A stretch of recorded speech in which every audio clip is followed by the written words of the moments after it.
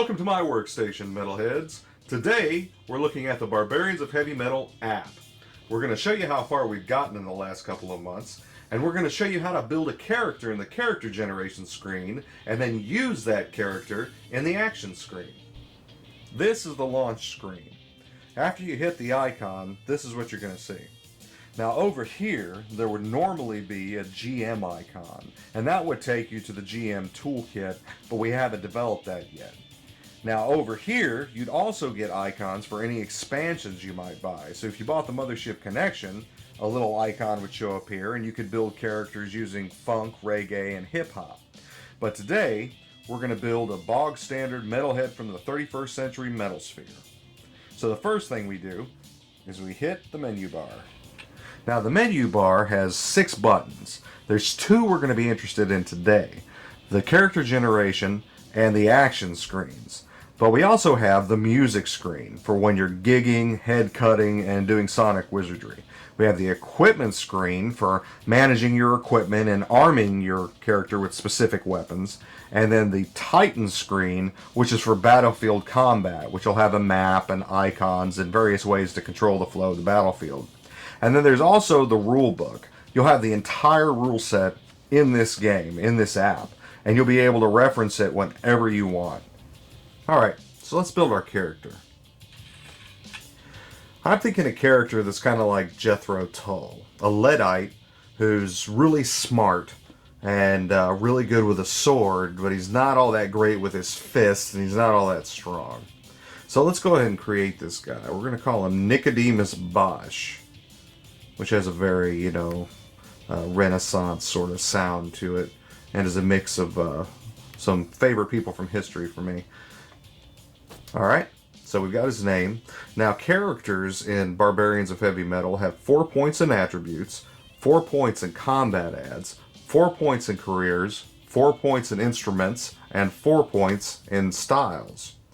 So let's start with attributes. Like I said, he's not incredibly strong.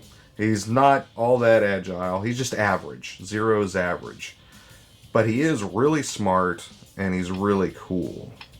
So we're going to do that right there. As a matter of fact, we're going to reduce his might by 1. That's an option in the rules. You can take one attribute at -1 in order to raise another. And we're going to raise his savvy by another point. Next, we'll go over to combat adds.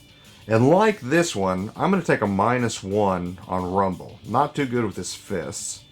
Give him 2 with Shred, which is all your melee type weapons like swords. 1 with Fire, which is firearms. And then 2 for Defend. So essentially when you take a -1, you get 5 points to spend. Next, I want to give him some careers. Artisan's a great career for him because Jethro Tull is very theatrical, and you got to think he'd love building, leather jackets and fake cod pieces and masks and all that sort of stuff. So we'll give him a point in there. We also want him to be a doc. He's good with mixing up potions and chemicals and healing people, and that'll be really useful when it comes to combat in this universe, which is very common.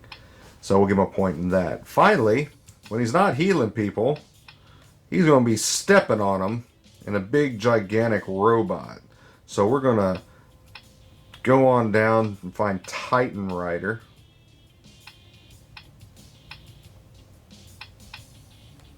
Okay. And give him 2 points in that. Okay. Next, we're going to go to instruments. Every man should know how to play guitar. So we'll give him a point in that. That's just a skill. We all got it, right? We can all at least play 3 chords. Next, we're going to give him percussion. Because we figure he's into, all sorts of drums, bongos, tambourines, and that sort of thing. And then finally, voice. That's his main gig, is voice. So we're going to give him one of those. So he's got voice too. Finally, we're going to figure out what his main school is. We actually already decided that. We're going to make him a Luddite, which means we move the style dial until the Zoso, which is the Luddite icon, ends up at the top. The top one is your primary school, and it has to be equal to or higher than every other style that you choose. You'll notice there is no way to choose the opposite style. That would be heresy, so you can't do that. So for Zoso, we're going to give him 2 points. Okay? Now we use this dial to choose other styles.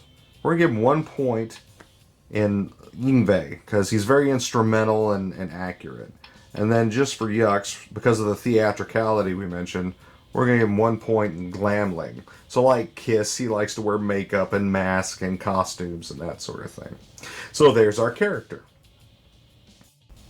Now let's take him over to the action screen. We're going to hit our dice button there. Now the action screen is made up of a couple of different parts.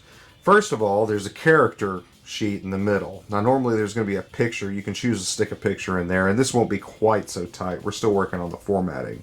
But you can see everything your character can do right there. These are the fight and fame meters. You get a number of points of fame equal to your cool, and a number of points of fight equal to 10 plus your might.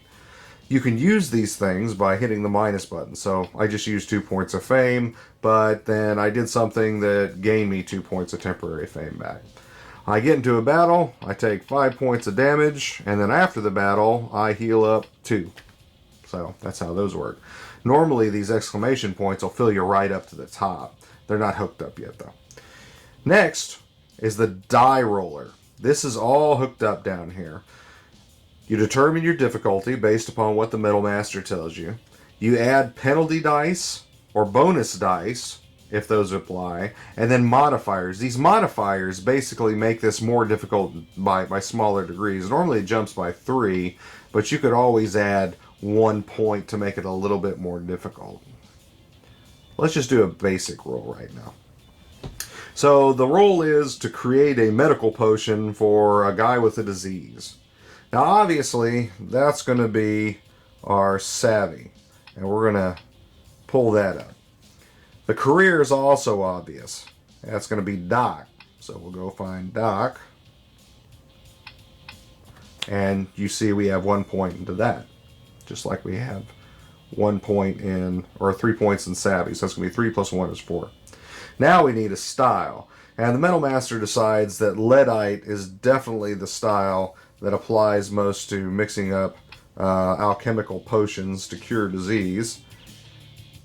We push the dice roller, and it gives us our score, 14. That's not equal to or greater than 15, so it fails. Let's do it again. 13, another fail. 19, a success. These numbers down here, base, boss, and minion, are for weapons and combat. So this is the base damage, which would be 7. And then a boss would take 7 points of damage, and you would kill 1 minion. So this is where we're at. With your funding, we can actually finish this and create something that'll bring RPGs, tabletop RPGs, into the 21st century and change the way we think of tabletop role-playing. We're not replacing the role-playing game as a concept. We're still doing the sitting around, socializing with your friends and having a good time in your brain space, as opposed to being glued to a computer screen and watching little characters run around and do things. You're still going to have the openness of a tabletop RPG, going anywhere, doing anything. But now you can do it in the car. You can do it in the park. You can do it at Gen Con, sitting in the hall in that mile-long line waiting for your passes. So you can do it anywhere, and effectively without carrying around dice and miniatures and books and all that other kind of stuff. There's still a book. You can still get a book. You can still use a character sheet. You can still use dice. This is just an alternative for those times when those things are kind of in the way. So please pledge and help us reach our $15,000 goal. Thanks.